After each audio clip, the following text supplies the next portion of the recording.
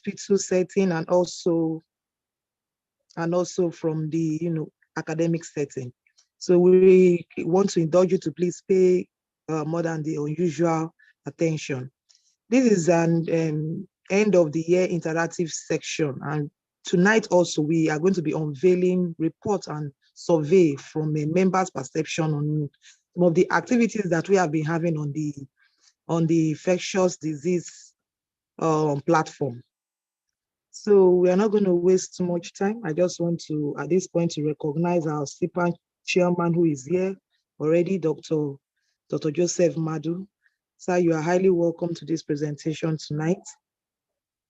We also have our Dr. Arinola Joda, who is here present. Ma, you are highly welcome. We also want to welcome our 3 panelists that are here present. The pharmacist from the hospital setting, Dr. Modupe Oyawole. Ma, you are highly welcome. Then panelists from the academic pharmacist, Dr. Isa Abdumuni. Sir, you are highly welcome too. Thank you very much.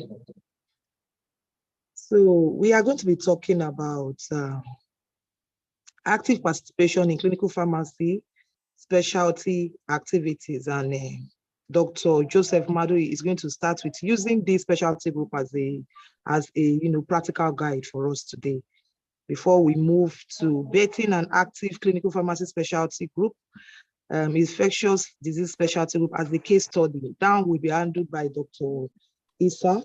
Before we now talk about infectious disease specialty group continuing professional development committee laying the foundation. So at this point, I'm going to call on Dr. Joseph Madu, who also doubles as our IDPaN National Chairman. Sir, we want you to talk about the active participation in clinical pharmacy specialty activities using this specialty group as a practical guide. So, sir, you can just unmute and. All right. Good evening, everyone. Please, am I audible enough? Yes, you are. You are audible, sir. Okay. I welcome all of us to this clinical meeting or interactive session, and I want to recognize my great colleagues that are all present. Let me thank the infectious disease specialists of Nigeria for inviting me or giving me the opportunity to speak on your platform. Actually, when I was given this topic, I was trying to look at what do we really want. But I know that we can approach it from different aspects. And at the end of the day, the most important thing to bring out is being active in participation in our specialty groups. We are talking about a practical guide. The key. Hello?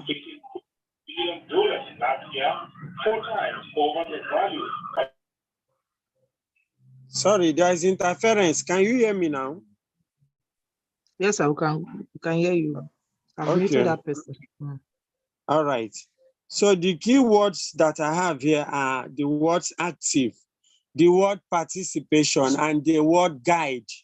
I believe that a practical guide means we want to learn, we want to be guided on how we can become active in participating in the specialty groups. So, but first of all, and most importantly, let me define specialization and specialty. Specialization may be defined as the process of concentrating on and becoming distinguished in a particular subject, area, or skill that requires competencies beyond that implied by mere licensure. Of course, like all of us are pharmacists, and we are licensed to practice pharmacy. But by the time we focus on a particular area, particular niche, a very differentiated area, by the time we concentrate on that and we become distinguished there, then we can be recognized or pronounced as specialists. One aim of specialization is to ensure that the professional has achieved a certain level of skills and competence. So that means a certain level of skills must have been achieved by someone who is recognized as a specialist. A specialty, because as we talk about specialty groups, is from the specialty that we get the groups. A specialty is an area of practice that is underpinned by a very distinctive knowledge base. A very distinctive knowledge base. So it is distinct and a kind of knowledge base. It is not a generalist something. And at this point, I would like to bring the terminologies or to differentiate between the terminologies experts and specialists. For instance, we pharmacists can be said to be experts on drugs, experts in pharmacy, experts in the profession of pharmacy, but we cannot be said to be specialists in pharmacy because specialization has to do with a very small area, a very small distinguished, differentiated area. That is the difference.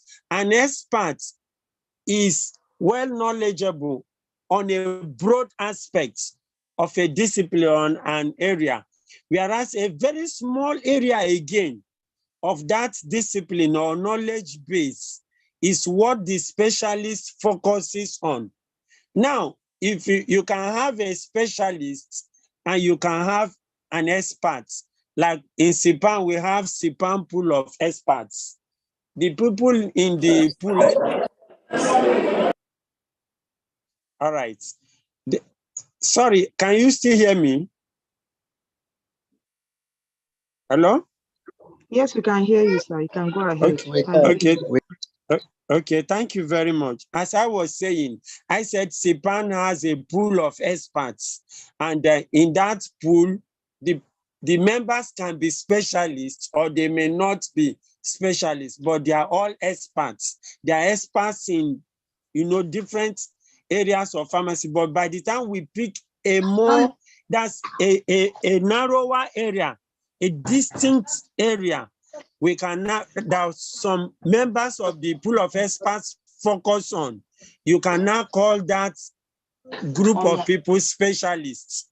And sometimes when there is a challenge or a problem, you can look for an expert to solve that problem. But if the expert fails, then you can bring a specialist. This also differentiates between a specialist and an expert. An expert has knowledge there, but a specialist focuses on a smaller area or even that part of it too. He focuses and concentrates on that, and most of the times is beyond mere licensure. Now, to have active participation in our specialty groups, for people to be active, first of all, they must be knowledgeable. If you're this word active participation or the guide to active participation is maybe very relevant to the leadership. For instance, the leadership of infectious disease pharmacists of Nigeria. They want their members to be active. They want to see how the members can be active. So it's important to the leadership.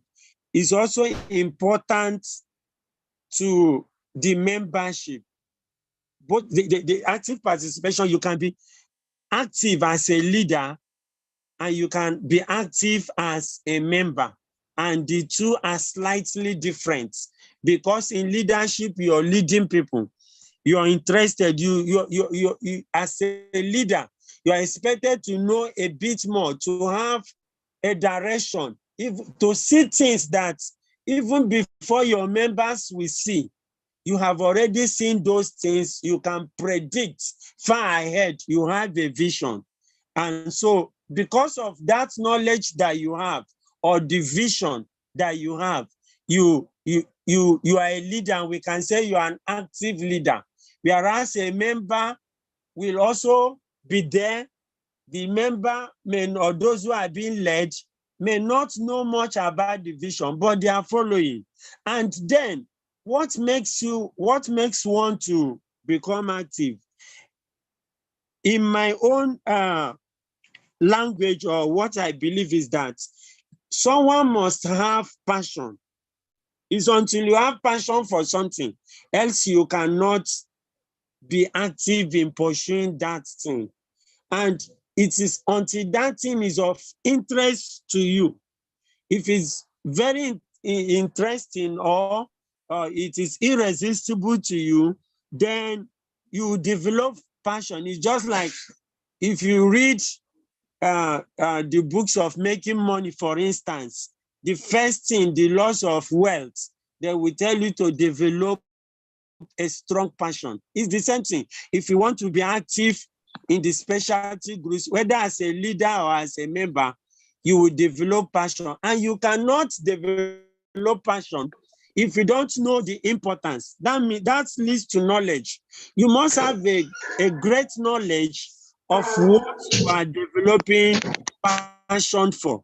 And if you have knowledge, you will always want to, either you are a leader leading people, or you are a member participating. So if you have great passion and knowledge, you will always have something to share. It's like when we say someone knows so much about football, for instance, if they are talking anything football here, people will say this person is a professor of football or a genius, just because the person has spent time acquiring a lot of knowledge. So to continue, I will say that knowledge acquisition and knowledge sharing. And how do you get knowledge?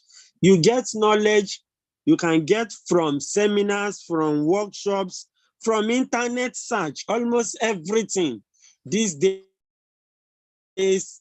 is just away from us at the point of a computer or phone button. You can also read.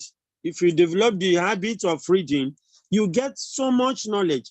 And because of this knowledge, or for those who are seeking to get this knowledge, it will spur active participation in either the members or the followers, because they are all loaded, or they have a load or a lot of things to get. Now, desire to help promote professionalism and make it more enviable. That can also help in making one very active in either pursuing the goals or the objectives of specialty groups. If we look, like I usually tell some persons, sometimes we say we are not, or we are very proud of our profession. You see, some persons will say, if they die and they are coming back to this life, they will still come back as pharmacists. Some other persons, they are so proud of their profession. Yes, it's very good to be proud of your profession. But someone like myself, speaking specifically, or let me say personally,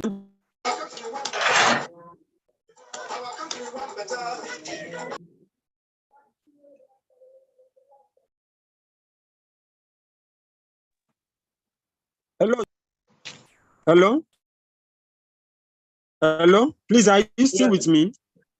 Yes, we are with you. Okay, yes, he's rounding up your part, sir. Thank you. Yes, I'm already rounding up. I'm already rounding up. So as I was saying, if I was saying that in our profession, for instance, someone like me sometimes may say that I'm not very, very proud to be a pharmacist. And especially it has to do with community pharmacy practice. Because between my pharmacies and my pharmacy, if I'm driving home, most of the time I will not, if I'm to count, I will not count less than 100 medicine shops and this and that. And unregistered, they are not manned by pharmacists. Everybody is practicing what we intend to practice. So by the time you look at this, you may say you're not proud. So something will be moving you. Maybe when you develop, because the only thing, for instance, that we have in our profession is that if it is taken away from us, we may not have anything again pushing us, and that is pharmaceutical care, for instance.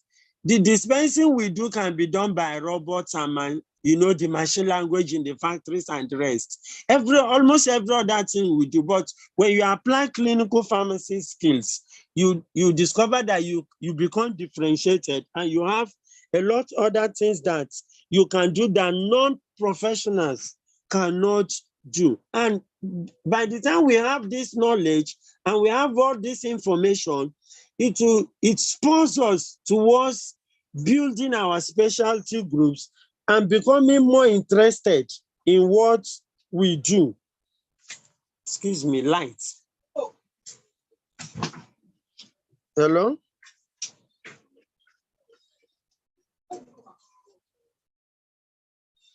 Hello? Excuse me. Go on, sir. Go on. We can hear you. Okay, sorry. Yes, I had some interruption. Okay. So as I was saying, the desire, the passion, and the feeling that you want to make your profession better, all these things build you. And for the fact that each time you key into what is being done, you find yourself gaining one thing or the other that you can also take back to your practice. And sometimes, because you're a member of a group, there is collective strength. So all these things are some of the benefits of what you stand to gain your group. And these things will move you to participate actively.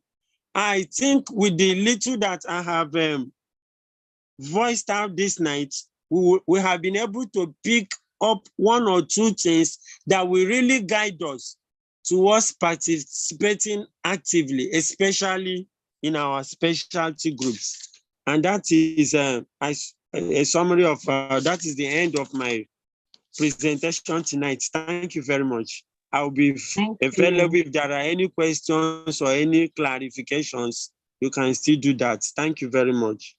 Thank you very much, sir. We'll still ask you questions concerning what you said. Thank you so much.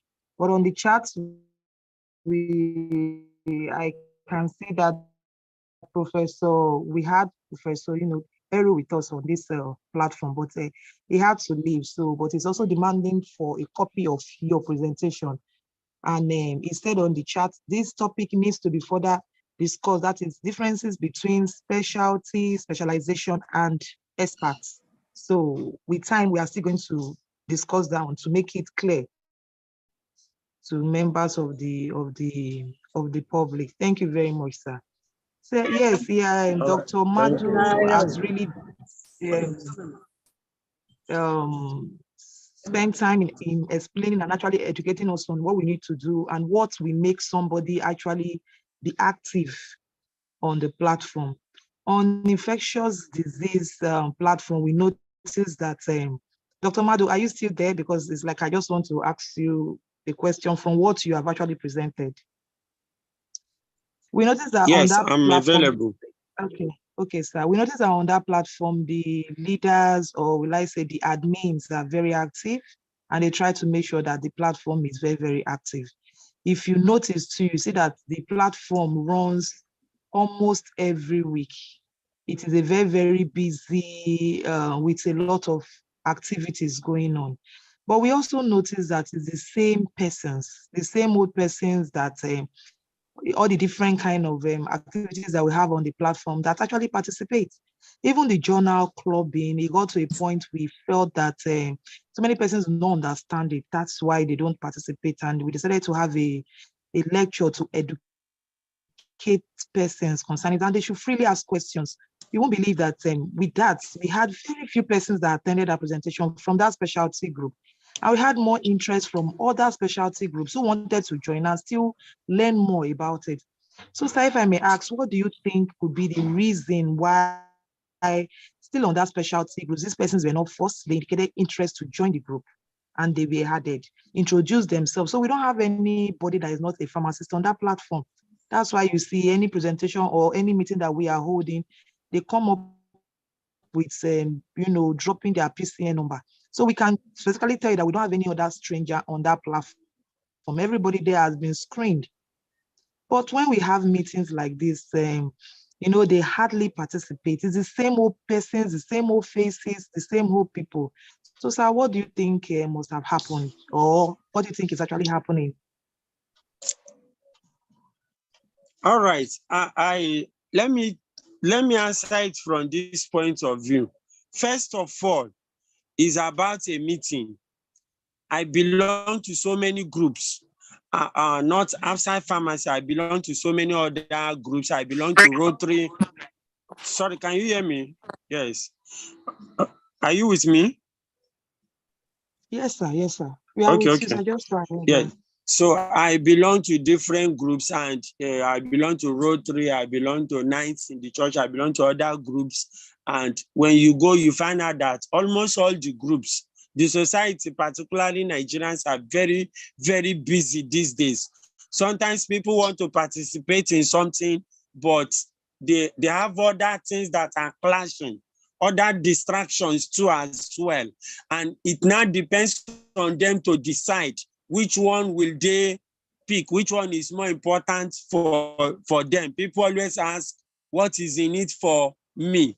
Now, those of us who are Christians, we are aware that the Bible says knowledge comes by, faith cometh by hearing and hearing again. A lot of things we do. Today, we were in our get-together in IDPaN, and I was still explaining, as we have been sharing, what do I call it? IDPaN documentation tools. We have been sharing that for almost a year now. We share it, we repeatedly share these things, and some persons don't even know what is in those documentation tools. So, but what do? You keep on, let them keep on hearing and seeing and seeing. Recently, I formed a group, a WhatsApp group in IDPaN called IDPaN New Media Team. In that IDPaN New Media Team, we are at least about 8 of us. It's not more than 3 persons that we are there to be doing what we say, let us be doing. If you don't keep giving people these things on and on and on, even just like as I said today, I had to say it again sometimes. People will not be interested. And only one person that you capture. I'm aware of some groups in PSN that have asked me, how are we doing these things in IDPaN? But the secret is that we care about just one converted soul. If you convert one person to clinical pharmacy or IDPaN or infectious disease information, tomorrow you look for only one person again. And what do they say? What they said is that little drops of rain makes a mighty ocean. As you continue getting one by one, before you know, even in business or whatever, your clientele base, your membership base will be increased because you keep on converting people, and all these people will not be converted at the same time. To summarize it, I attended one lecture by pharmacist Abimbola Adebakin, and she asked a question. When last did you wound a loyal soldier? That was her question. When last did you wound a loyal soldier? That is related to your question of saying the same faces are the same people.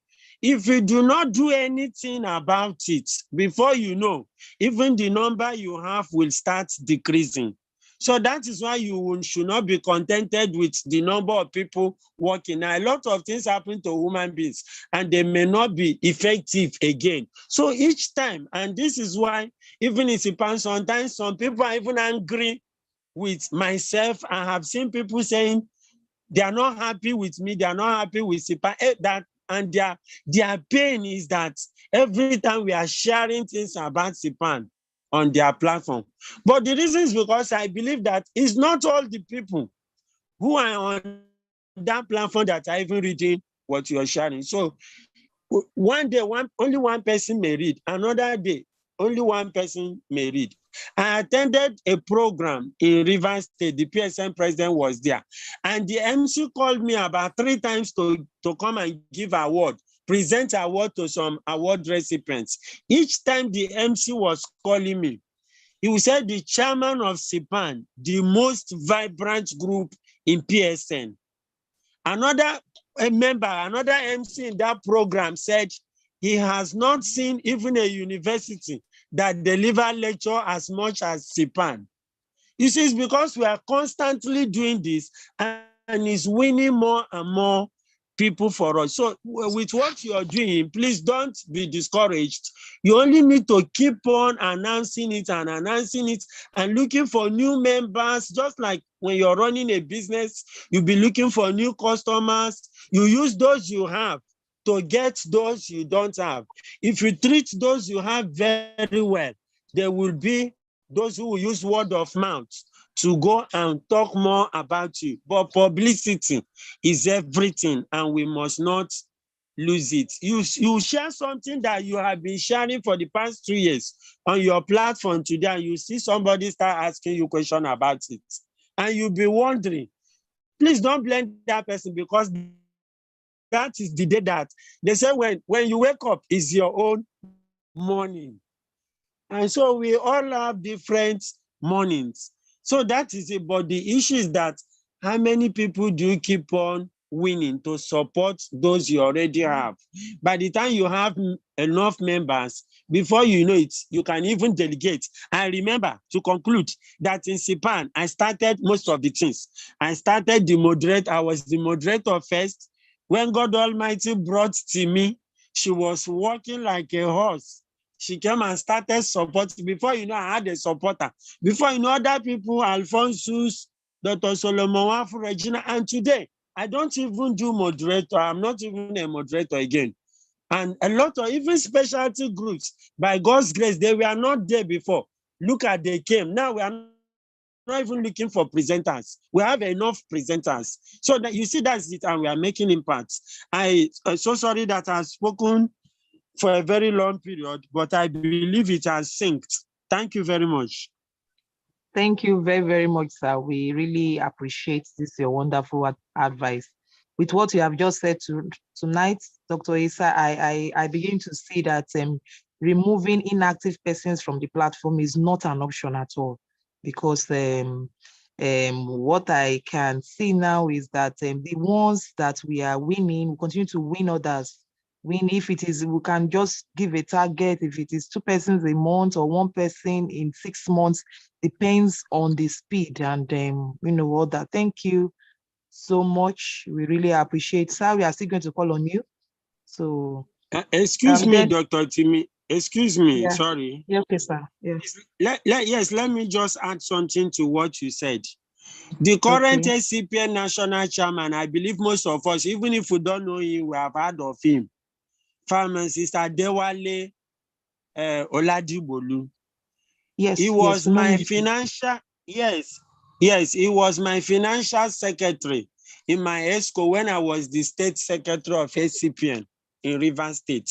And how did he become financial secretary? In those days, it's not like now that you must register with IDPaN or your technical group before PCN will license you. Before, it's not, you may not register and PCN will still license you. So the technical groups were not getting any money from anywhere. People were not interested in being technical group leaders or interest group leaders because there is no compulsion.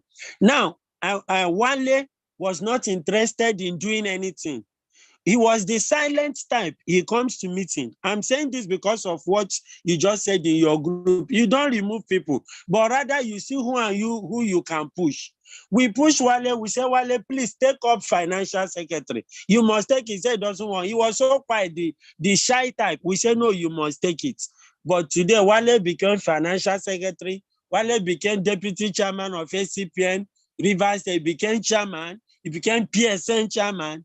He became, today he's SCPN national. And he talks anywhere. He's even the one pursuing all these things. So what am I saying? You can ignite this passion in those members you have. Please don't remove them.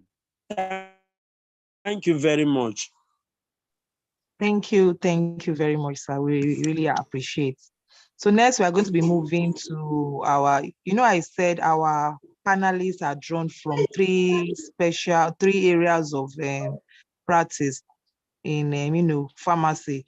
We've heard from the community pharmacist. We are going to be hearing from the hospital pharmacist now, Dr. Modupe Oyawole. Dr. Issa, we are going to take you last because you have to also give us a brief concerning unveiling the reports of the survey from, members. That will take a while. So we are going to take you last. So let's hear from Dr. Modupe Oyawole, the hospital pharmacist. She will be, emphasis will be on the infectious disease specialty group, continuing professional development committee, and laying the foundation. Ma, you have the floor. You can start. Thank you, Ma.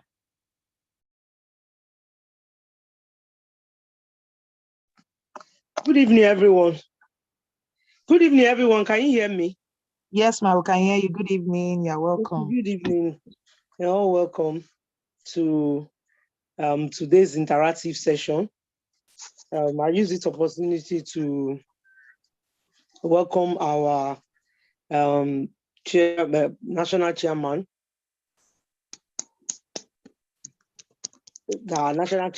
IDPaN, then also Dr.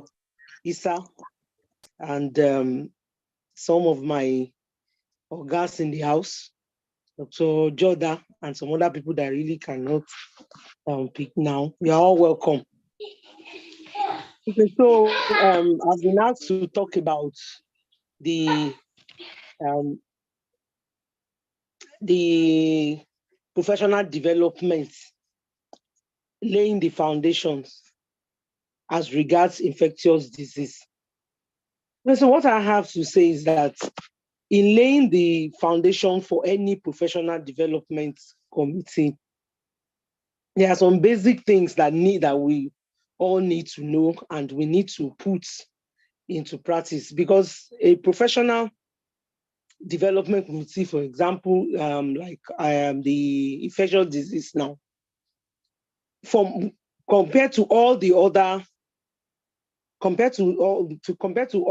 other specialty groups, it has been very active, thanks to all the CPAN desk officers and every other admin. And in line with that, I would say that some important things to note for us all. Dr.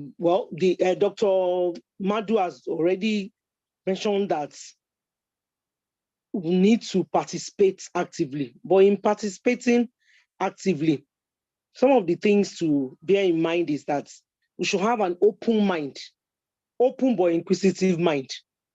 Because if we're a member of a committee that is a specialist committee, the definitions of specialization has been done. So it means that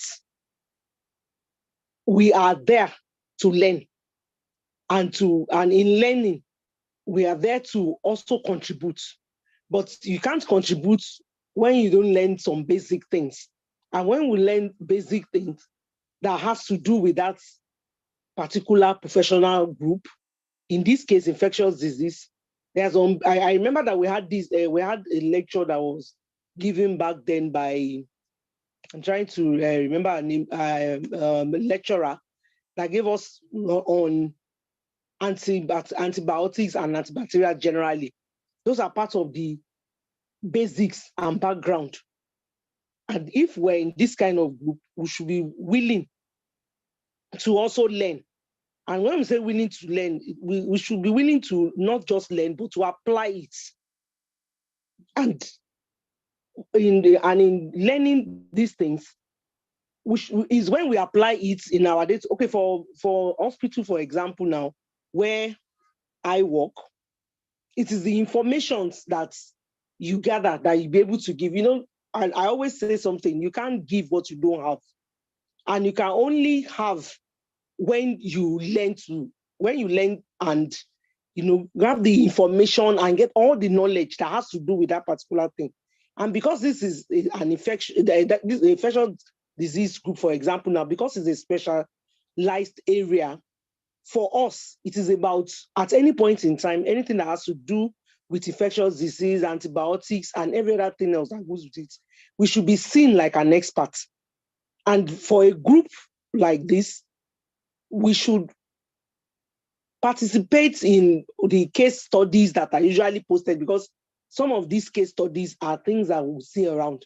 And it should be such that when we participate and then we learn, and whatever we learn, we apply it, we're able to, let's say this week now, let's say it's a week of case studies, where case studies have been posted. If we're not able to contribute that particular week, by the time another case study is introduced, if we had opened our mind and learned from that first one, we'll be able to contribute another time. Also, we should be persistent in everything we will do.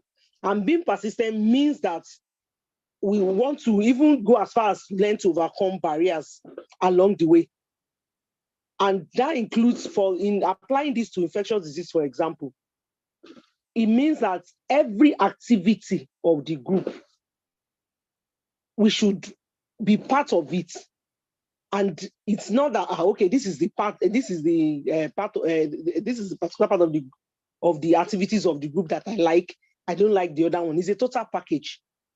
Because the truth is that most of the activities going on in infectious disease are designed to make sure that all the knowledge we gain from there in every aspect of it, including the journal club, the case studies that we post, and then all other activities that takes place on the group, they are all designed such that at any point in time we are able to give, we're able to give information or contribute to any situation that comes around that is related to that to that infectious disease.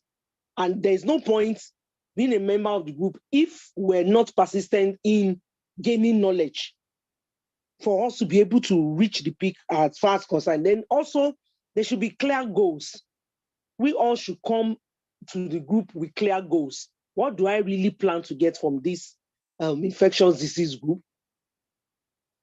Do I want to make sure that at any point in time when I'm called upon with anything that is related to this, I should be able to stand my own? That's part of the reason why it's specialty group.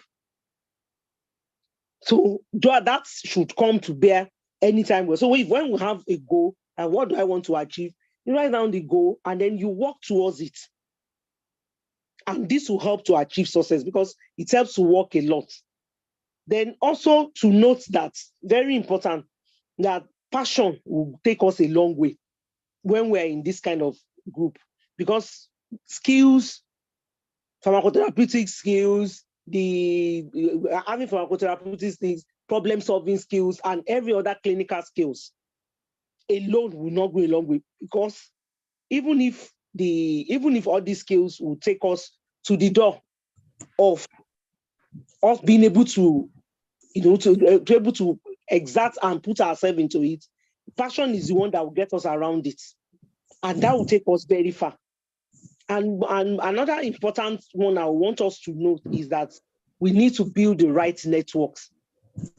Building the right networks in this case means that it should not be just participating in the group and doing the activities, but also to look at how we can network with others in the group. If we have a case, like I always tell people, if you have a case that you stumbled upon while you were doing round, or even during ambulatory care, and the case come up and you are trying to solve it and you still feel that you've not really done enough, you note it down, come to the group and then post such a case or anything that you think might be like a barrier. We post it there. A lot of people who come and contribute. You learn, and then the others to learn along with it. I think with this, I will just round up by saying that when we're in specialty group, we should take what I call calculated risk. And in everything we do, we can only take calculated risk if we're determined and passionate about whatever it is that we do. We know that there is, I don't want to say that there is epidemic of lectures or should I say training and all the things that is going on. But the truth is that they are all designed to open our mind. They are all designed to make us to be more relevant. And once we see it that way, we'll be able to put in our best. I think with this, I will stop here and be willing to take questions as they goes on. Over to you, Dr. Timipri. Oh, thank you very much. Really appreciate. Thank you so much. But I also want to just mention that the Infectious Disease Continuing Professional Development Committee was set up. We have the chairman of the committee, Dr. Shakirat Bello, is the chairman of that committee. And the committee is made up of more than 16 persons. The aim was then, because you have also mentioned that some persons want to find out, they want to know what's my gain in being in this, this specialty group. What do I hope to achieve? Some persons joined it, some are not even in they are not even students of the college, but they want to see what infectious disease looks like. They want to see before they, join, before they enroll. Why others are in other specialty groups, they want to use it to help themselves. Some are there just to learn. So, but some persons are hoping that this committee that was set up should look into working with PCN so that they can accumulate points for themselves, so that during this MCPD upgrade and all that, when they accumulate little points like that, they can be exempted from certain module. Ma, what do you think about that? It's a great idea. It will definitely motivate a lot of people to want to do more and to want to learn more. Yes, why not? I'm sure that our IDPaN chairman that is there, I'm sure they're doing something in that line. I know that something is in the offering concerning that with PCN, interaction is going on with PCN. That will definitely go a long way.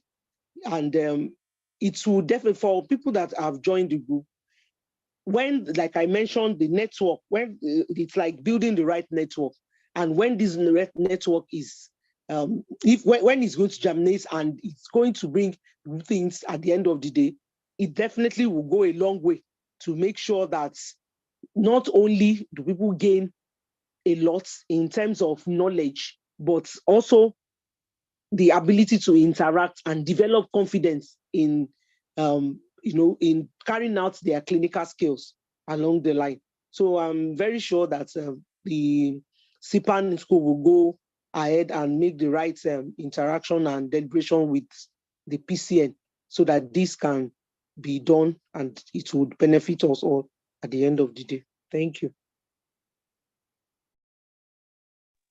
Yeah, thank you very much. I also want to mention that Dr. Modupe Oyawole is also a DEX officer in the nephrology specialty group.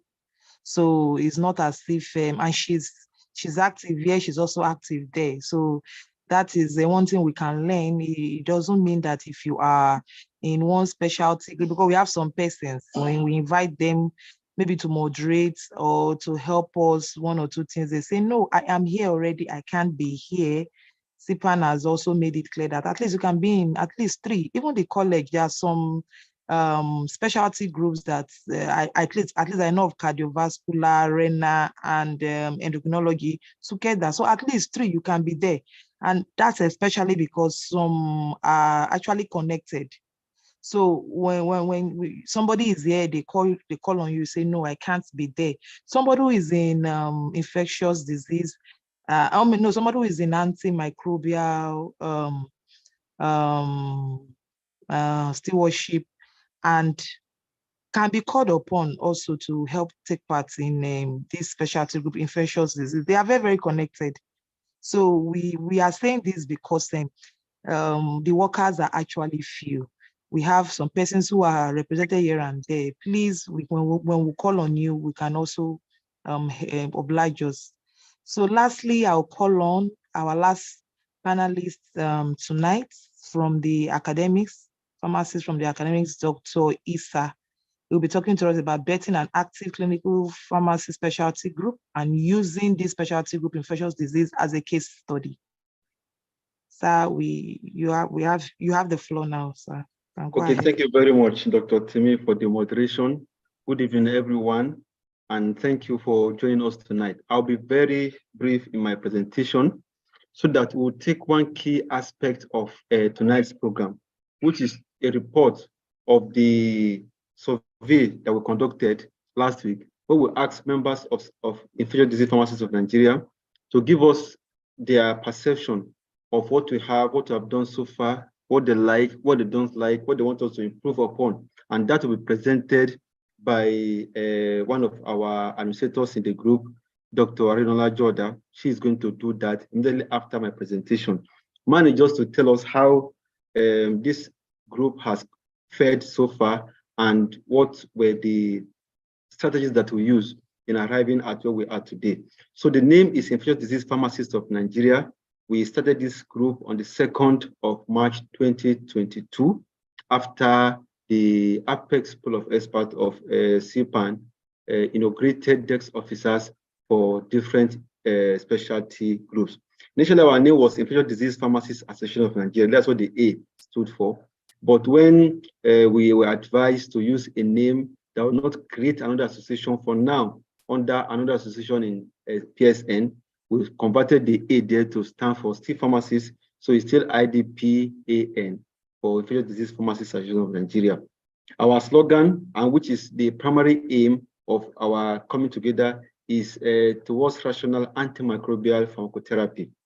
When we say pharmacotherapy or antimicrobial stewardship, we are saying that not just drug, but most importantly drugs, anything that will be used towards the treatment of microbial infections. What role should a pharmacist play? We want to have pharmacists that are experts in the treatment of microbial infections, drug selection, adherence to medications and compliance by patients, post-therapy follow-up, and how a patient should be handled and how advice should be given, as well as non-pharmacological aspects that a patient will require. When we started this group, we made something very key that helped us. The first month of betting the association, we forced every single individual on the WhatsApp group to introduce themselves and their PCN number.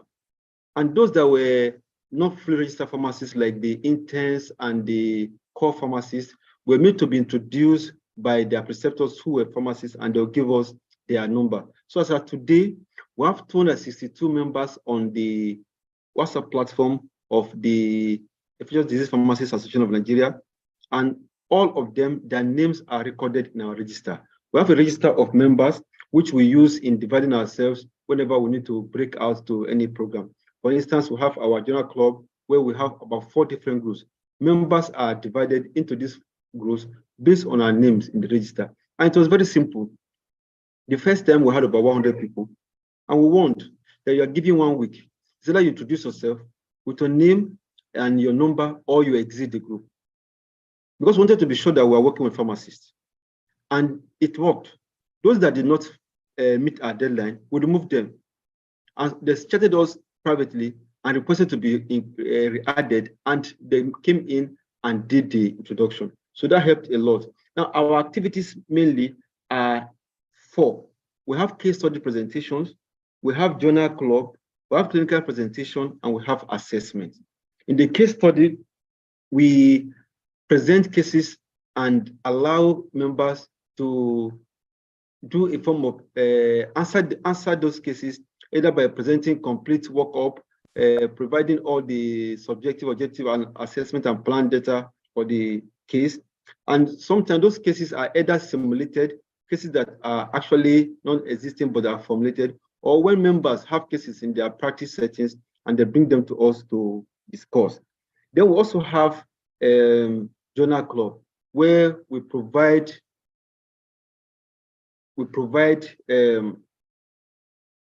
particular published articles and ask members to critique it using different templates. We have 4 groups.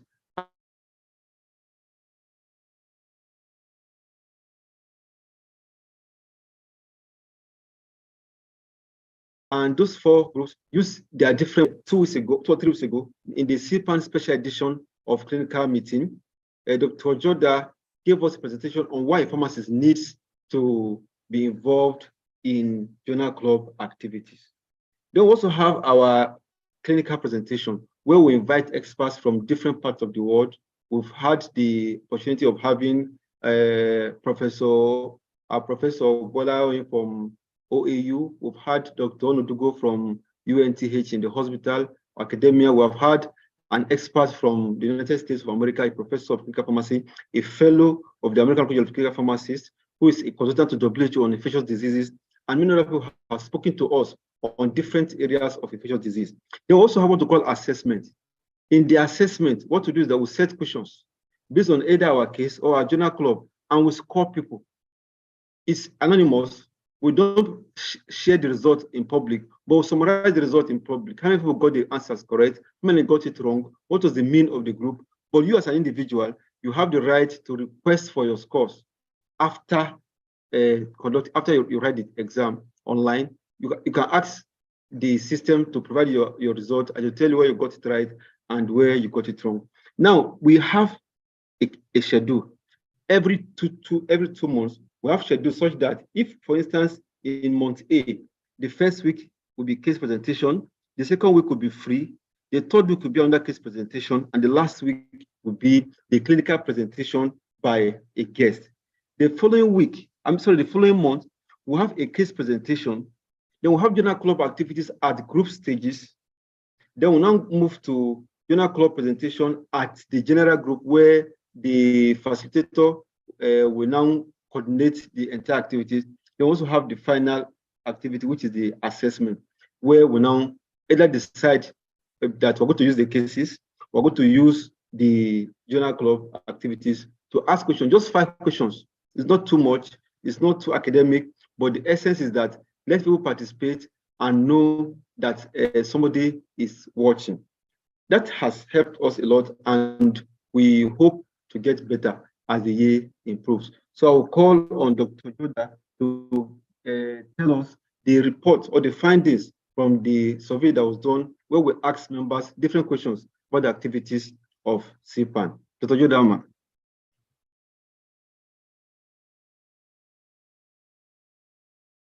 Good evening, everybody. Permit me to leave my video off, and I would like to share my screen. So can I be enabled to share screen? I think you're enabled, ma. Okay, yeah.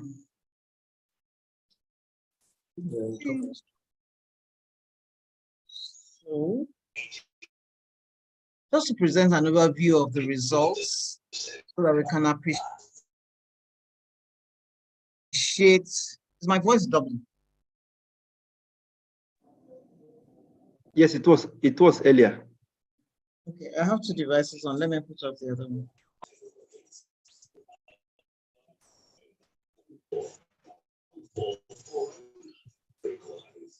Okay, so just to go over briefly, as I said, so that we can appreciate what we have been doing so far, and so that we can prepare for the coming year. So we decided that it would be good to conduct this feedback to guide the administrators as well as the group in our future actions. So basically, for those of us that were not involved, we set up a Google form that had some questions that had to do with participation in the journal club, participation in the case studies, and then overall activities of CPAN. And we asked specific questions about for those that participated to enable us to guide the process. So the overview of the results shows the table 1, the social demographic details, gave us the response that we had 58 participants in all that responded. You can imagine 58 participants out of a membership of 262, so that's already low. But out of that 58 participants, 65.5% of them were actually members of the group. There were other non-members that also responded to the question. Majority of the respondents were aged between 31 to 50 years. However, looking at the members, the major age bracket was between 41 to 50. Most, whether members or non-members, had BPharm as their basic pharmacy degree, and most, about 21%, had MSc and MPharm, in addition to a fellowship of the college as their higher qualifications. About 50% of the respondents were hospital pharmacists. Now, table 2 showed that overall, Table 2 showed that the overall responses for the activities of the group show that most of the respondents, they either agree. You've noticed that in the overview I'm giving, I chose to focus on the strongly agree aspect of the results. Depending on what the administrators decide, we may release the full results to everybody or we may not, but that's a discussion we have not yet had. So I'm just looking at the strongly agrees as a measure of agreement. And then that will give us an idea of the responses that we have. So most of the respondents agree or strongly agree that overall IDPaN activities are engaging. That's about 97%, that's a very good score. That they are learning a lot of clinically useful information, 96%, and they will be happy to keep engaging in 2023, that's about 97%.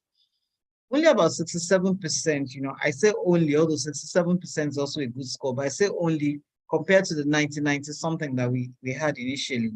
Only about 67% strongly agree that they are building collaborators through the activities of the Dr. Yawole mentioned this as an important aspect of any group. You should build collaborations, whether for cases that you engage in, whether in your reading and something that you may not understand, you find somebody that can help you through that. So it's important for us to build these networks through the group.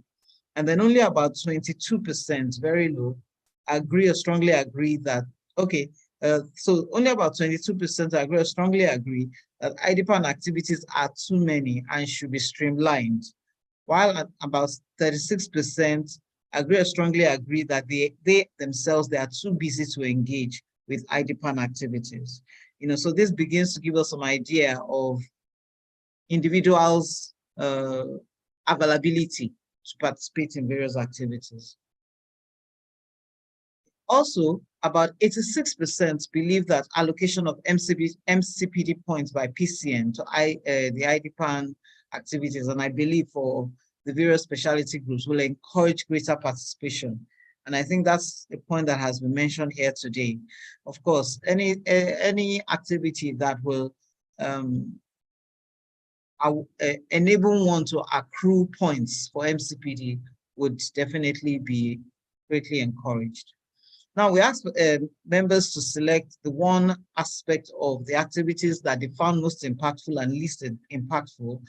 And most of them selected the case study discussion as being the most impactful at 63%, while most selected the journal club group stage as being the least impactful at 53%. And this actually represents how we engage in these various activities. The group stage, as Dr. Issa has explained, is where we expect the group, the entire group broken into 4 units to discuss the article selected at that group level, come up with their own submission, which will then be presented by the facilitators. Each group has a facilitator and a co-facilitator or assistant facilitator, as the case may be. So this facilitator or the assistant will present on behalf of the group, and then we'll then have a general presentation and summary presentation for the article or at the presentation stage. So that group stage, we have been finding a lot of inertia in members to participate, and it's something that we really need to take up in the new year. Now, looking at journal club specifically, the feedback, about half of the respondents, just about 48%, agree or strongly agree that the time and length works well with their schedule. That's the 2-week program that we have for the journal club. About 39% strongly agree that they have sufficient time and resources to prepare. And another 43% say that they have sufficient time and resources to pre-read the journal for the meetings. But 85% agree or strongly agree that the topics chosen are relevant, while 64% agree that they get sufficient information to enable them to participate. So the information is available for them to participate. And then 69% agree that they are comfortable asking questions during the meetings, whether it's at the group stage or at the presentation stage. And 69% agree that they look forward to the journal club presentations, even though we don't have all of them agreeing that they have time to participate.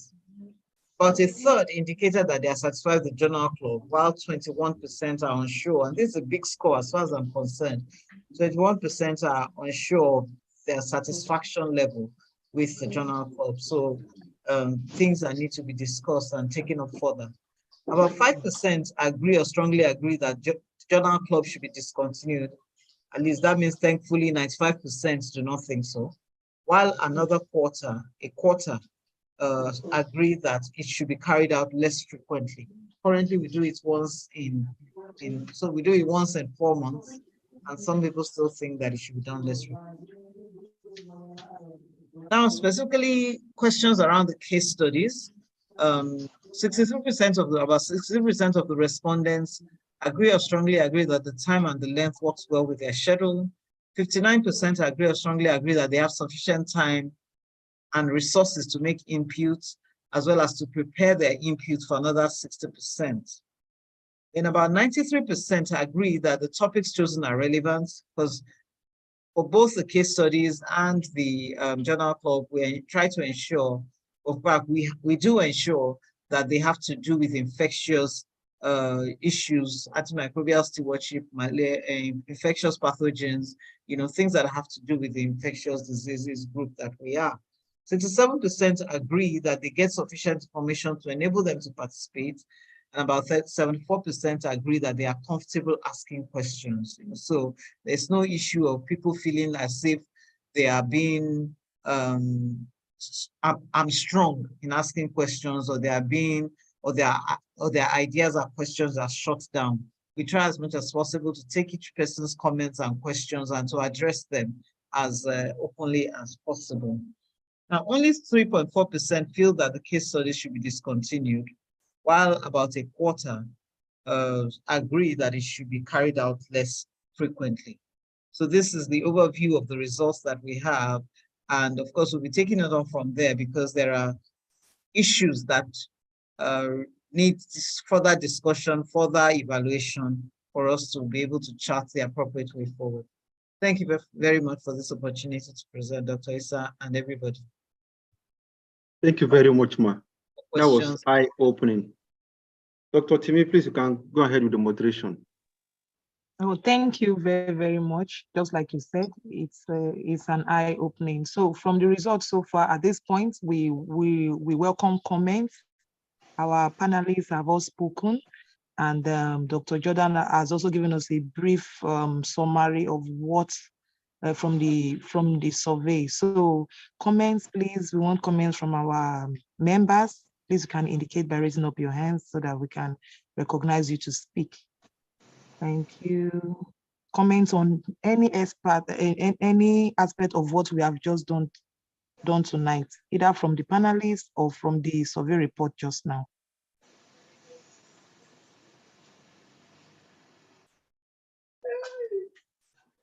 I can also add that also comments around way forward would also be welcome. Can be comments, doesn't have to be questions, you know, so what they think, what members think would be a good way forward, considering the results that the survey that was just shared are also welcome.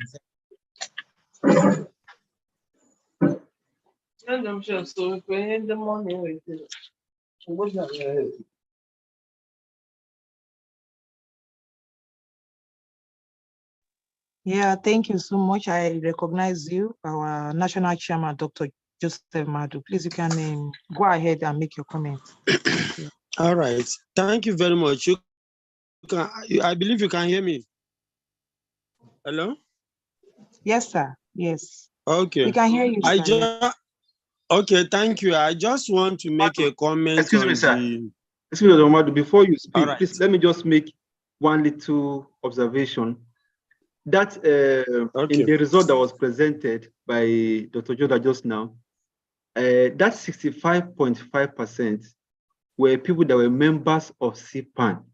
Everybody that participated was a member of IDPaN, but only 65.5% were members of CPAN. Just a clarification. Thank you. Okay, so I can talk now. Yes, sir. Yes, sir.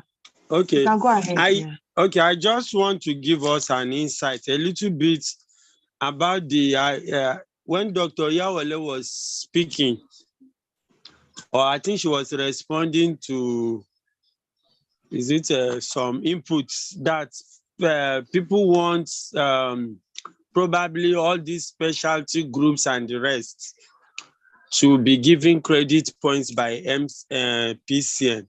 Actually, we wrote a letter to PCN at a time. That was a long time ago, during the time of the former registrar. It's CPAN Board of Trustees. Anyway, CPAN wrote, but members of the CPAN Board of Trustees. And we know how that we have some top pharmacists there, like 2 past presidents and some of other top colleagues. We wrote that we want CPAN to be recognized. Of course, PCN recognized CPAN, but on the issue of using us as giving us MCD points, they said they will get back to us. Until today, they didn't do anything. But I decided to leave them alone for now, because I belong to PSN Education Committee. And we also submitted a report about that, not just about CPAN now, but we submitted a report to PSN to forward to PCN that our workshops, all these lectures that our groups do should earn credit points. In fact, I was even trying to say I was saying let them give them at least 40%. I think it's one Professor Issa Pate, who is our chairman in that committee. So they were saying, no, we should not suggest the percentage, but we should allow PCN to decide the percentage that our clinical lectures or other lectures will take. So that's, we have submitted that to PSN, and I believe PSN has taken it to PCN. So we are just waiting for them. We believe that they will approve it. We believe that they will approve it, and with time, because CPAN is already well known with what we are doing. Even at the time I was chatting with the current registrar, I saw some good things he said about us. So I believe that it will be approved. Of course, some of us know that we also went to WAPCP with the same thing. We submitted officially to them. Even their president was saying that those things have been agreed in principle, but we should write, and we wrote, we submitted. Their SG also told me that very soon he will get back to me. He's also on giving us some points especially for those who are students of WPCP, for instance. Some of the things that we are lectures they are attending in IDPaN can also give them some points to get at school as students. Thank you very much. Thank you very, very much, sir. That's a long way. That means we have really gone a long way to make our points known to them, and thank God we've gotten. In fact, it's on the pipeline. That's what I can say. So thank you so much, sir. Yes, we have another hands up, sir. You are recognized. Alade Sawe Tajudin. Please, I can just unmute yourself and talk.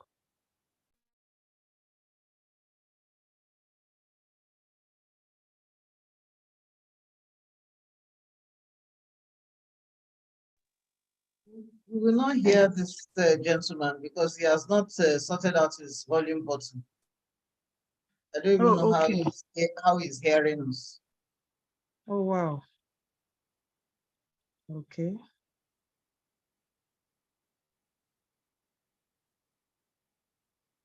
Okay, so do we have any other person that wants to make comments? I actually wanted to say something concerning the journal clubbing, which is very, very interesting. And to me, it's an eye-opener for some of us who are in the hospital setting. I understand that even like you have a club, as in you've been doing it and it has been running for long. So some of us, it's a very, very interesting thing for us. There was a time in our meeting, we even suggested that we should learn from, infectious disease group. I mean, our PSM meeting in our state, and we were talking to NAPA, some of our members of NAPA in NDU, that they should borrow a leaf from what they are doing in, UNILAG, and teach some of us and make us get involved.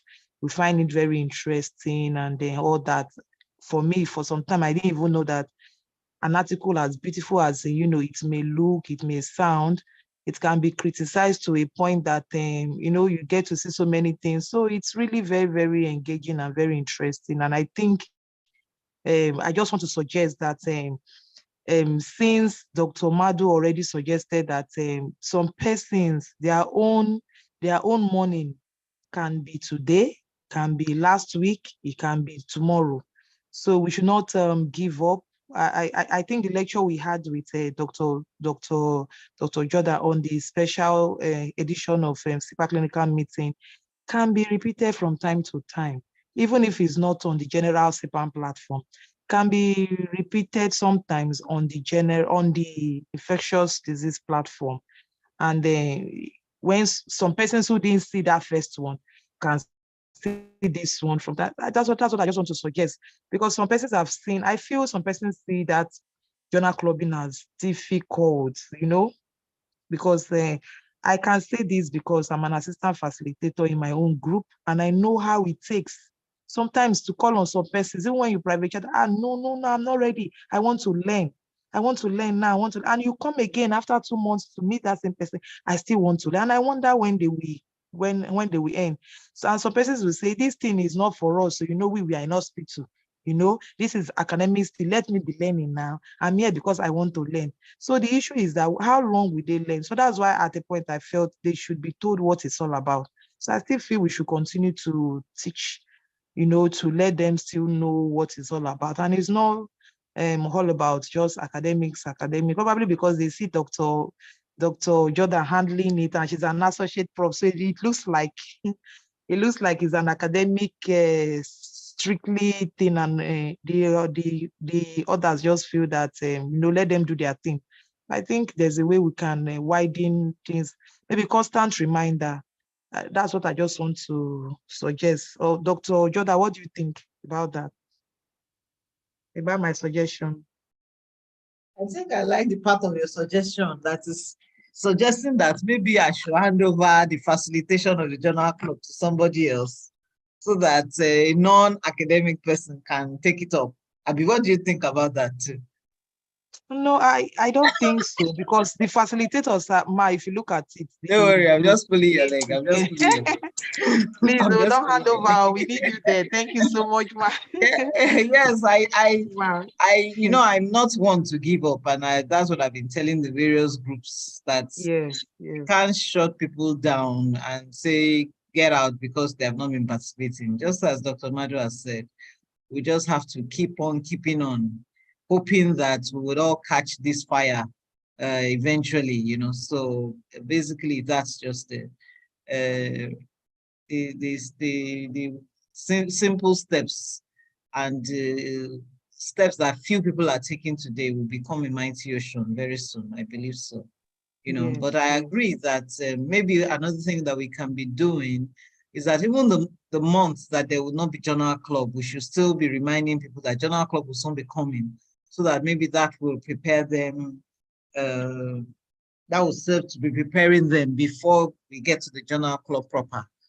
So that reminder should be, we should not be silent until we get to the journal club week. Maybe that will help, so maybe that publicity would be good. Also, Yeah. maybe playing and having that conversations around why journal clubs from time to time may also help. Thank you. Yeah, I think so. yes, yes. Dr. Timi, Thank somebody's you. hand is up. Yes, yes. Thank you very much. Thank you very much. Yes, somebody's hand is also. But please, before I take that hand, Dr. Isa, are you there? I am here, ma. Yes, I also want to mention that, some persons have even said that they don't understand what they have for this month and that month. You've also given it in your brief overview of what and the activities that we do. I don't know, maybe because you are trying every month you post, beginning of a month you just post this one for this month. So I think we should have the roster posted on the platform and the general activities that is done, because it's like every month is not exactly the same thing. Every month is not exactly the same thing. Maybe you may need to. Yes, so I'll call on the hands that have been up before then has dropped. To what I'm saying now is the Ekaite Orebi. Okay, please, can we have that hand? She's here. The person is here again. Zaguma Tanga. Please, you have the Yes, floor. good. Okay, good evening, Dr. Timi and Dr. Joda, Dr. Isa. Thank you so much for the presentation.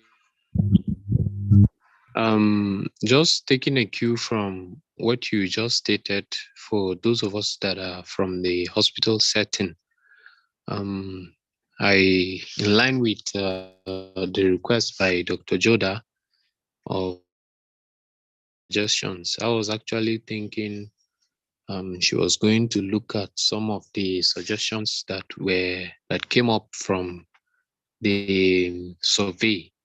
But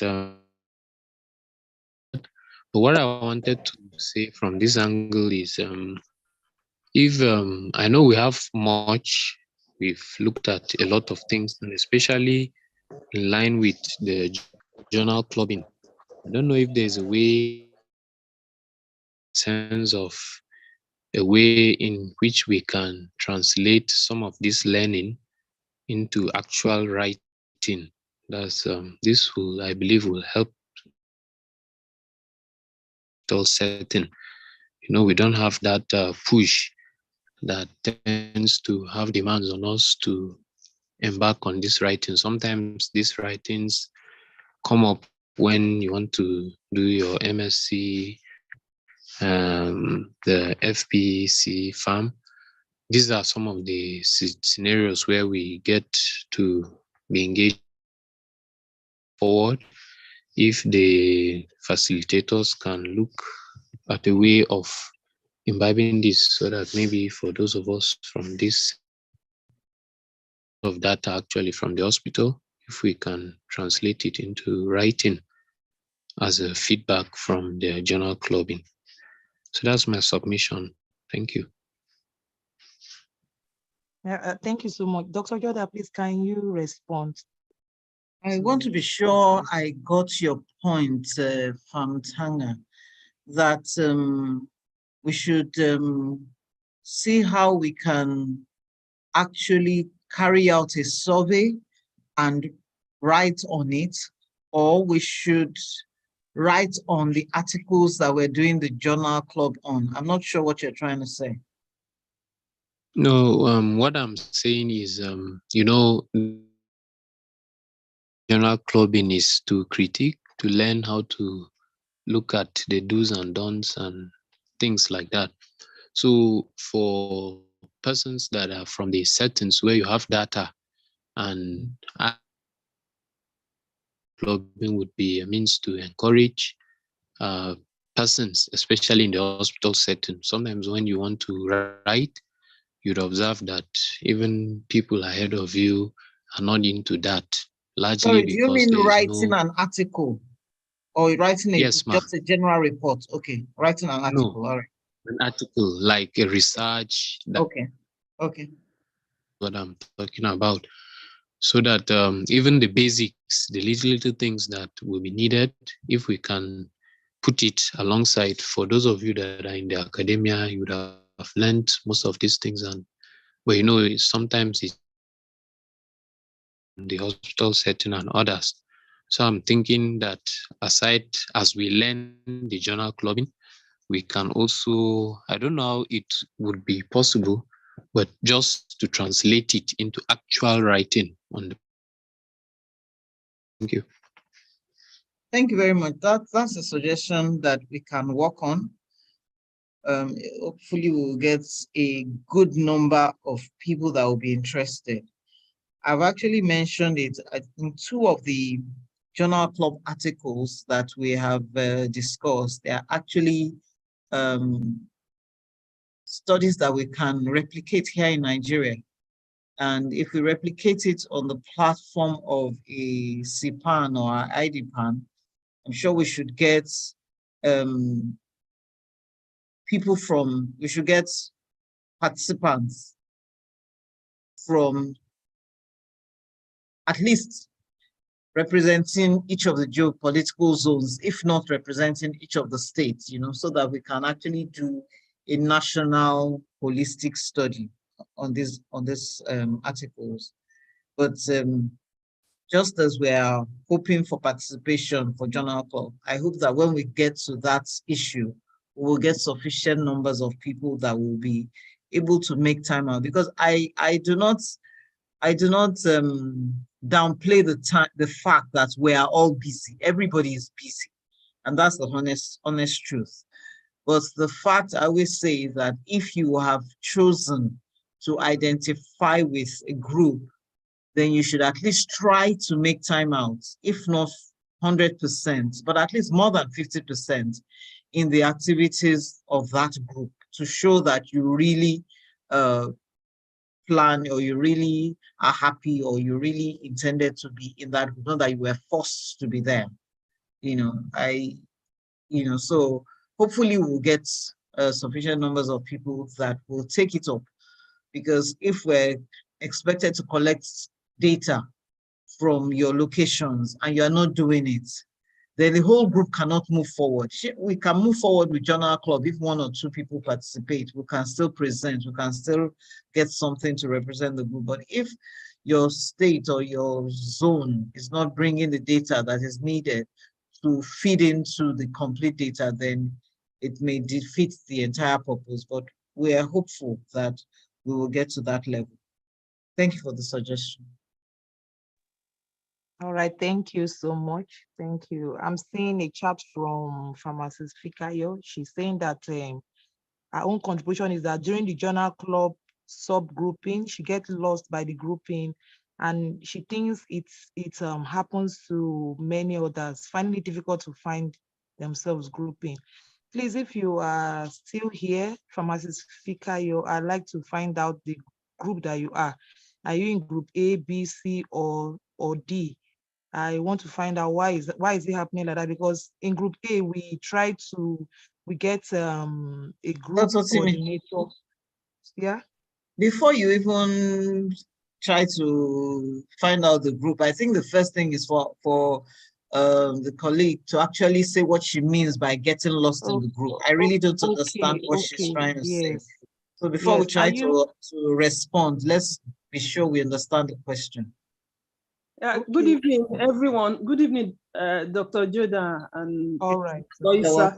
Yeah, what I mean is that when we are divided into the WhatsApp subgroups, then there are groups A, B, C, then there are now subgroups 1, 2, 3, and we don't sometimes, even the coordinators and sub-coordinators do not have the contact of group members, and we find it difficult to network.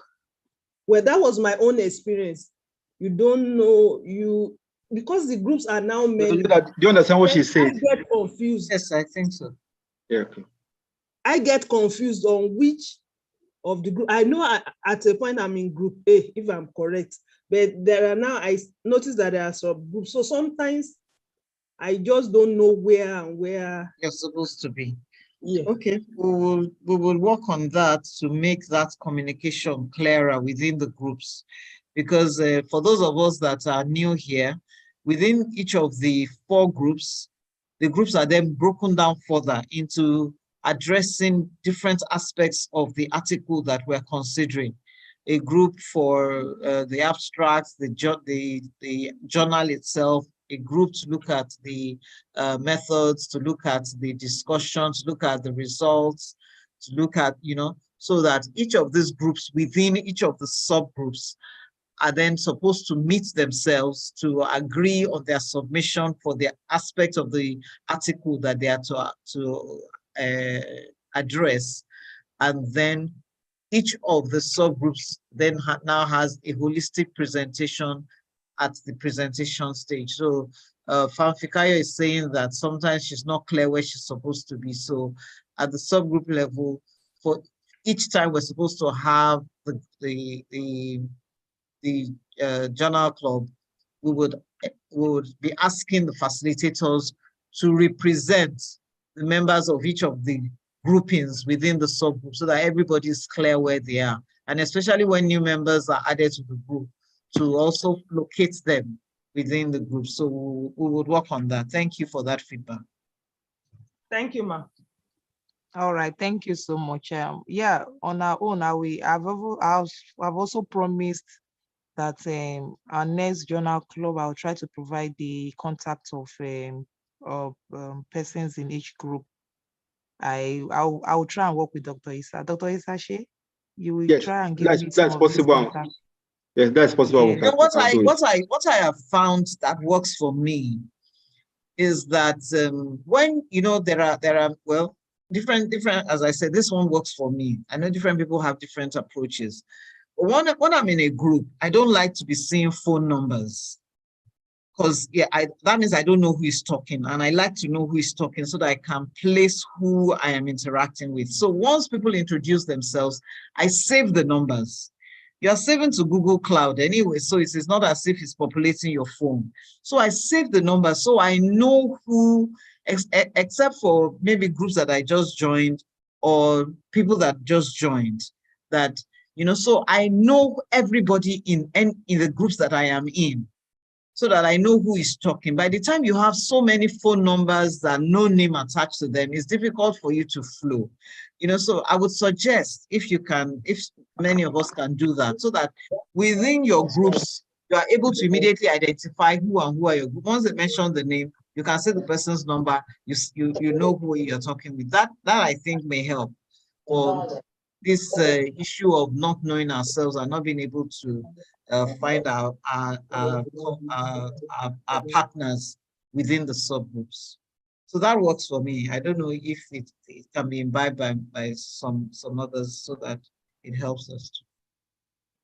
That's a very good suggestion. That's a very good suggestion, because every month we've been together for long in that group, but every month you begin to see group coordinators say, please send me the contacts of members of this group that you have shared for me. So it looks like you have to get the contact. You are the one that gave them to me. But we have been on one platform for long. So I think that's a very good suggestion. Honestly, it is.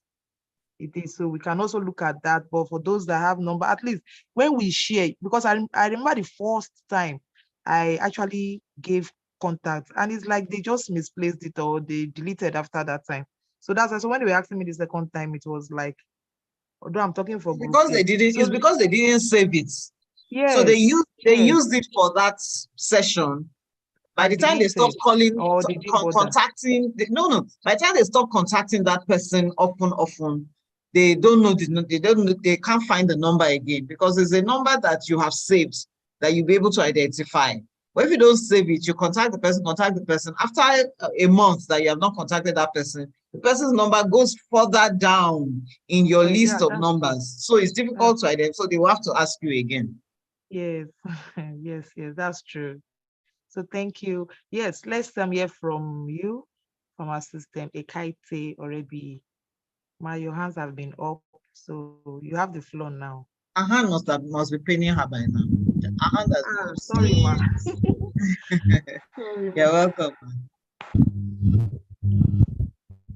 Dr. Orebi, over to you. Hello, good evening, everybody. Good evening. Hello, good evening, everybody. Good evening, ma'am. We can hear you. Good evening, everybody.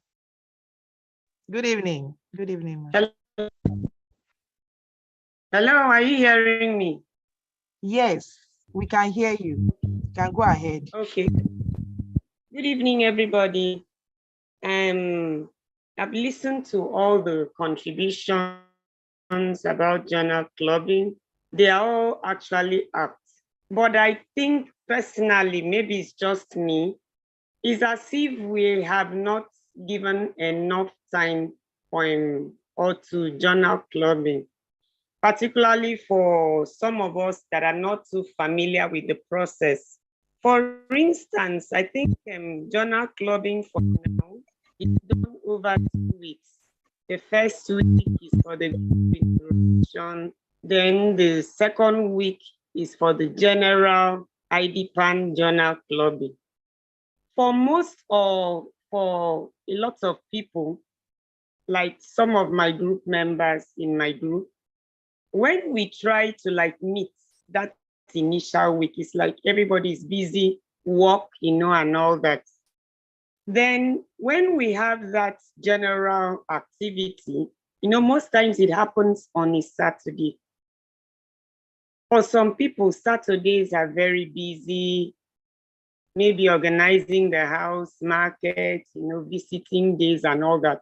And then we usually have that meeting, I think, from 9.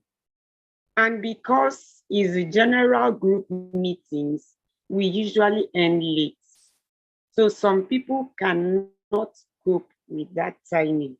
If there was a way we could stretch our group activities, make it longer than a week for that group, then that general IDPaN activity, if there's a way, break it.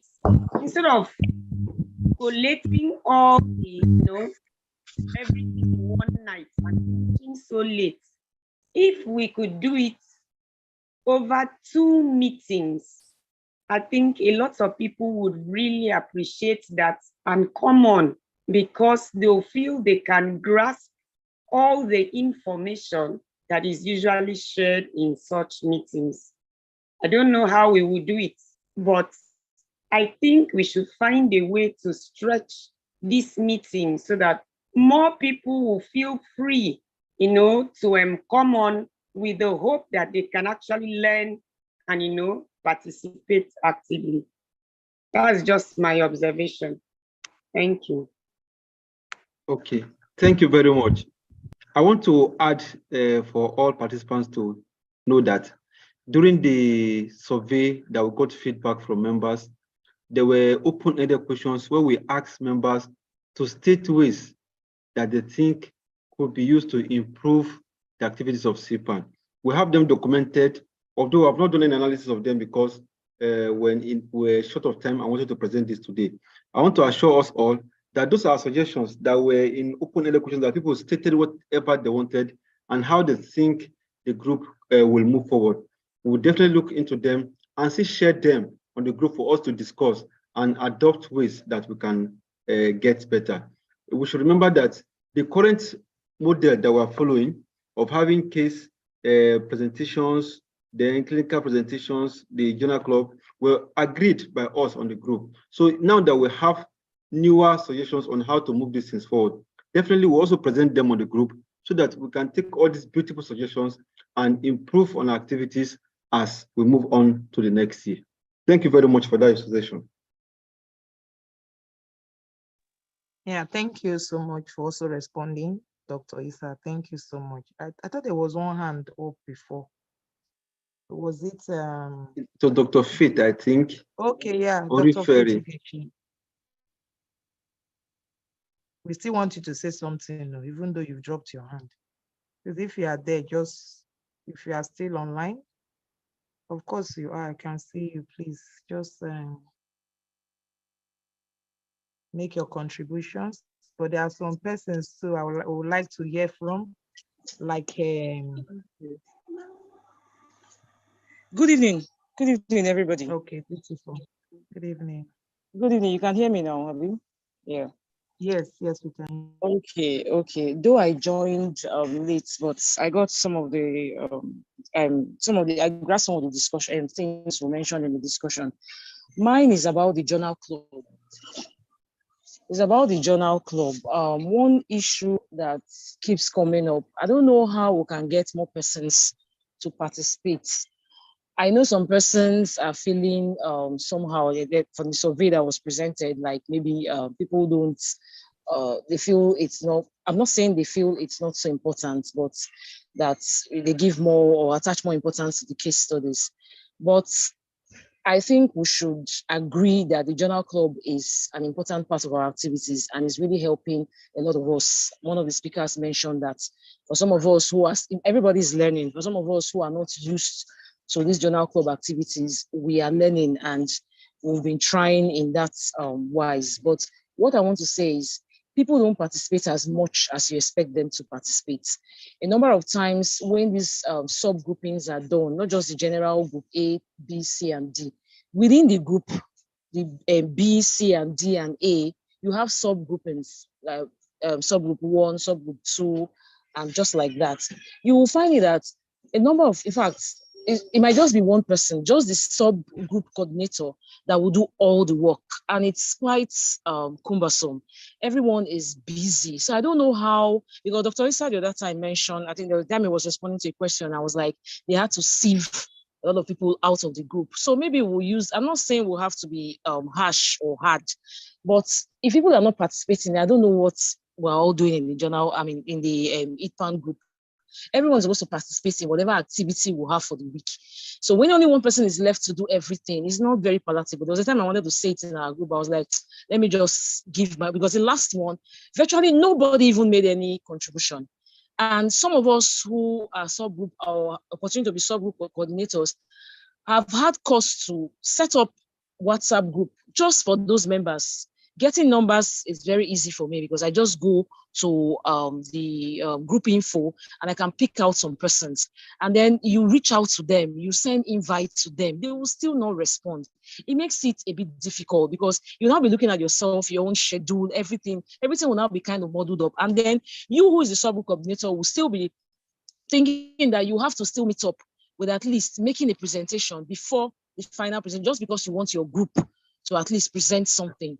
So that's my own area. I'm sure I've made my points. Let us get more people to participate. And the ones that are not participating, they should sit in one corner, find a way to just put them aside, or at least they should say what they want. So that's my own contribution. Every other thing is in order for me. Thank you. Thank you very much, Dr. Faith. It's like you were not here when Dr. Madu spoke about this, because me too, there was a time when I was, I think Dr. Issa was the first that was even reacting, let's remove inactive members and all that. And me too, I felt yes. So when I mentioned it here, Dr. Madu came up and he was like, please don't remove inactive members. Everybody have their morning. You know, some people, they will break for them different time than, others. So, I beg to Dr. Madu, differ. are you still there? Yes, I get the points that you're making. But So, the money will never come. Oh, that's just it. If you keep moving the because Okay. Can I where's my say Dr. something? Madu? Dr. Madu, are you there? Yeah. Okay, Yes, yes, I he's can there. say something. Let me say something. When you want to take any, if you, yes, my sister that is complaining, just calm down, please. When you remove somebody and you remove the person and that you may be removed, you may start removing people and you remove everybody self. At the end, you will be very few. Because removing people will not make them to work.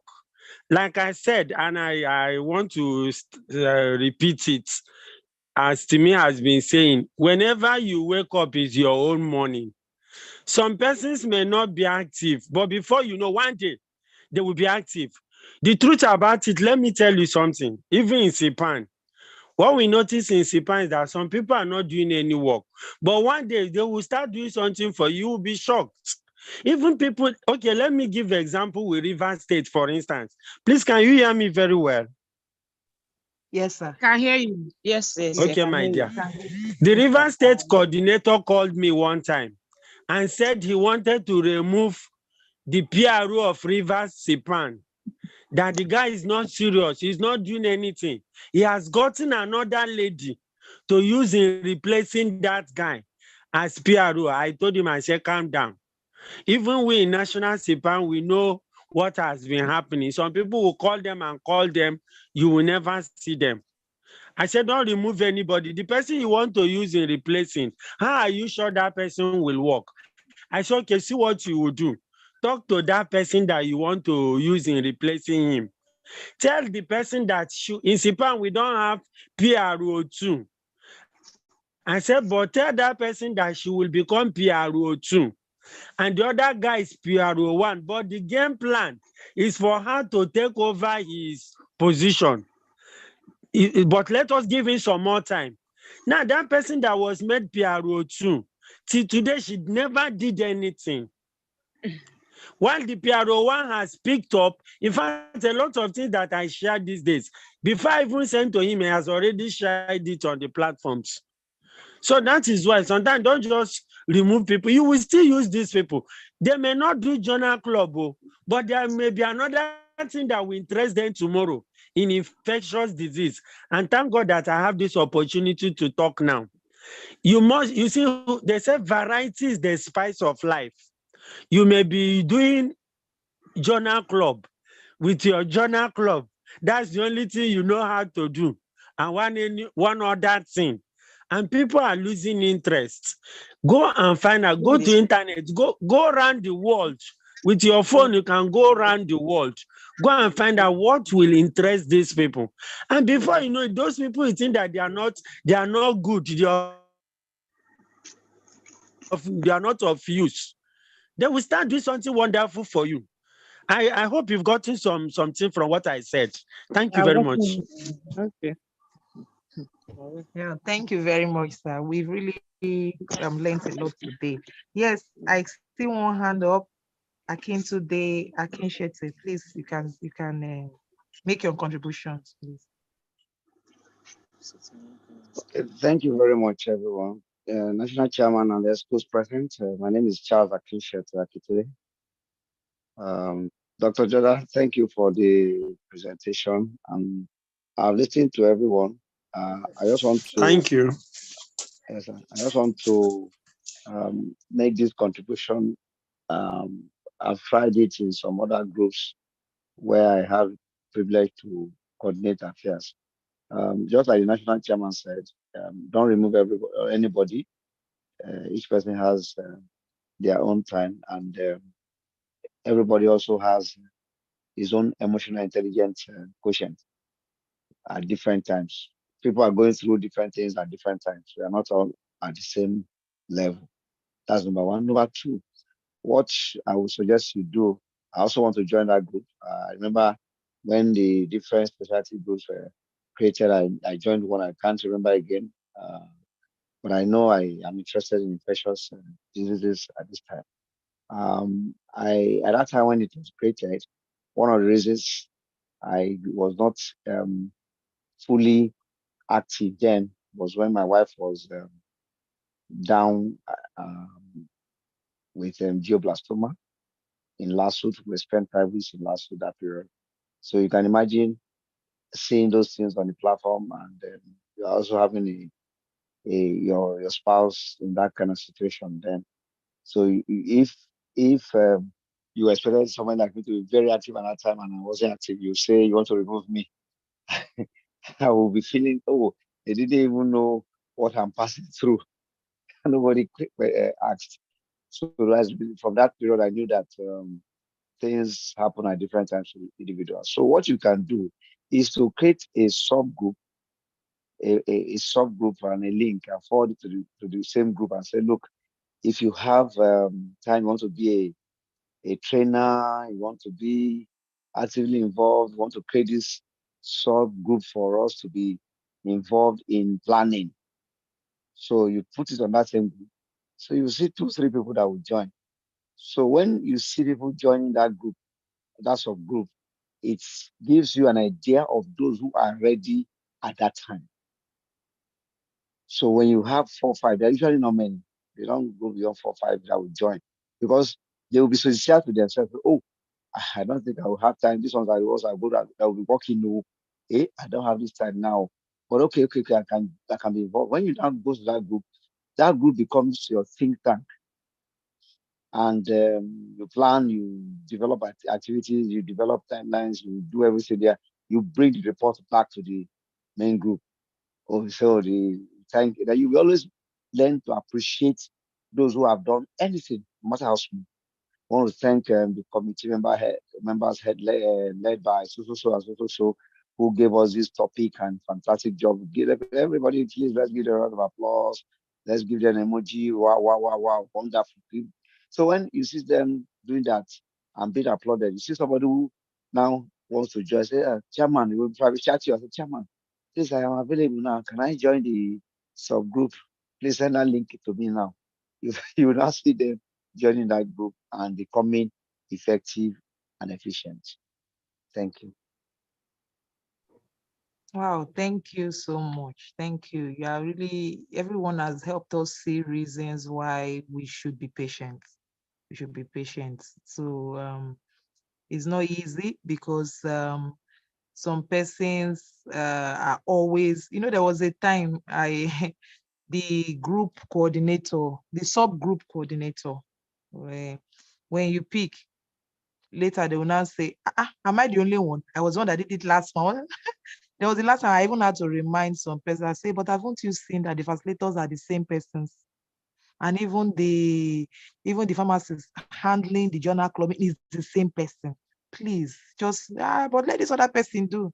So, but we have actually learned a lot. We really hope that after now, we are going to see how we can push this forward. But Dr. Issa, what do you say about posting the roster, the general roster? If there are differences in any month, let some persons begin to understand what is done every month. The way it's done in IDPaN National, where we know every Friday is compulsory presentation.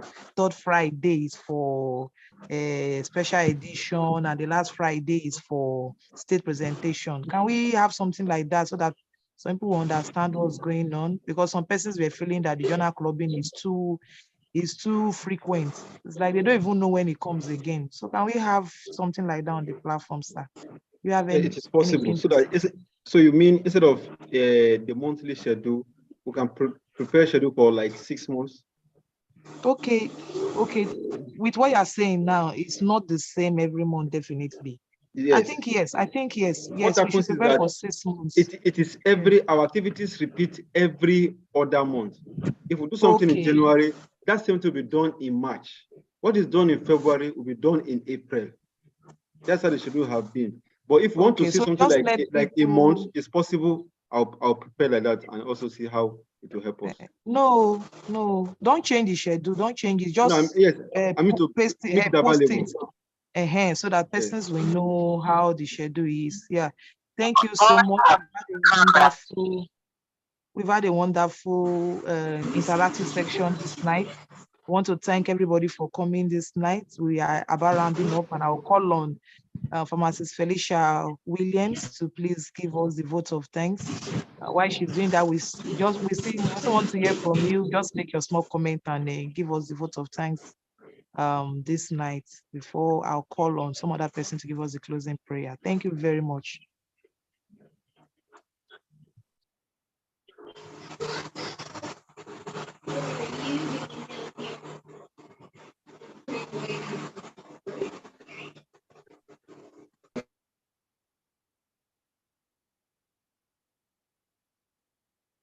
Pharmacist Felicia Williams, are you there?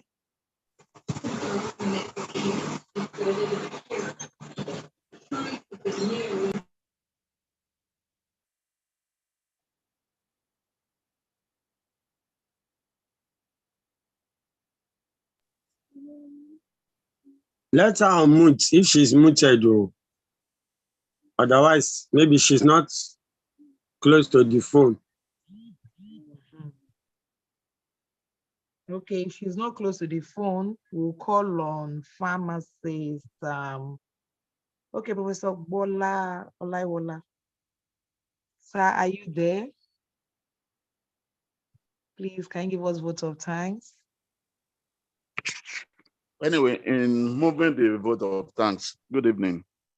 Good evening, sir. We are glad to have you recognize your presence, sir. It will be very unfair. I haven't listened not to contribute, even as I present it as a motion for adjournment. One, I think as an umbrella body, the IDPaN should encourage other people, other groups, like the cardiology, excuse me, like the cardiology group, the respiratory group, to also have, journal clubs. So that at the end of the day, there will be no complaint from a section. It won't be only the infectious group, that is only having, journal group and this and that. Now, that is one. Two, the survey and the results. It would be nice to reproduce it maybe annually, such that we can keep track, of our performances. We, as the IDPaN people, are trying to accommodate the academics. They should also know that the academics are trying to accommodate other people by taking the lead with the journal club. That is actually the main ingredient of academics. So what we're saying is, if it skews towards academics, with other groups feeling that, well, they just need a component of it. By the time they get grounded in it, they will see the beauty of having to produce even reports, having to, document what they have been doing. Like, we know that a lot of people in the hospital are sitting on a lot of data. Once they are stimulated by this journal clubbing, I think, it should also stimulate them to write papers on their own, or bounce it, off the people in academics for effect. Having said that, we acknowledge the sacrifice of everybody. It's not easy on a Saturday, keeping this late.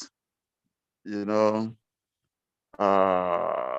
thank people for the sacrifice of love for the profession, and particularly for this, our sub unit in PSN. Now, another thing about the PCN involvement. I'm sorry to say this, but you know that most people, particularly government enterprises, they are linear. They don't like complex things. Everybody pay for MCPD, everybody must pay. You earn something from MCPD, so be it. By the time we are proposing that IDPaN should contribute, unless we work it out for them and give them the template to work on, I'm sorry to say, Christian will just be looking at us until their kingdom come. So people should still keep on the good work. We appreciate Dr. Madu. He has been fantastic. He's leading from the front, which is a good attribute of a leader. And we are also very good followers, making sure that things work and the burden is not too much on them. On this, it is exactly 11 o'clock, far into the night. We wish people very sound sleep as we engage the night. We ask God to protect us. Thank you very much. Thank you, everybody. Thank you very much, Prof. Amen. Thank you so much, Amen. Prof. Thank you, sir. Much. Yeah, so everybody, good night. Have a wonderful Good night, night rest. everyone. Good night. Thank you for Night all. coming. Bye-bye. Thanks. Bye. Good night.